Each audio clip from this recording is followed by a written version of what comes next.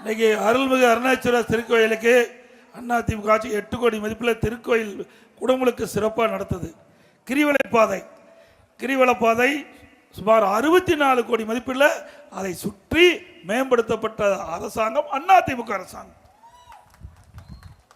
திருவண்ணாமலை சுற்றுலாத்துறை மூலம் 123 அறைகள் கொண்ட யாத்திரை நிவாஸ் ரூபாய் 32 கோடியில் அதிமுக ஆட்சியில் தான் தொடங்கப்பட்டது. திருவண்ணாமலை மாவட்ட ஆட்சியாளர்களும் எதிரில் அறிவியல் பூங்கா 5 கோடியில் கட்டி கொடுத்துருக்கிறோம்.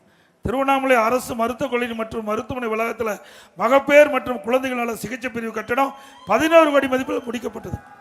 திருவண்ணாமலை பழைய அரசு மருத்துவக் கல்லூரி மற்றும் மருத்துவமனை வளாகத்தில் 50 படுக்கைகள் கொண்ட ஆயுஷ் மருத்துவமனை 7 கோடி மதிப்பீட்டில் பணிகள் முடிக்கப்பட்டுள்ளன. திருவண்ணாமலை மாவட்டத்தில்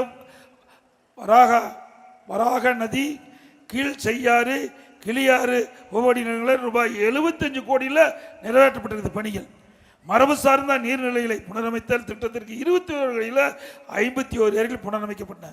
நபார்ட் திட்டத்தின் கீழ் 11 கோடியில் 4 தடுப்பணைகள் நிறைவேற்றப்பட்டிருக்குது.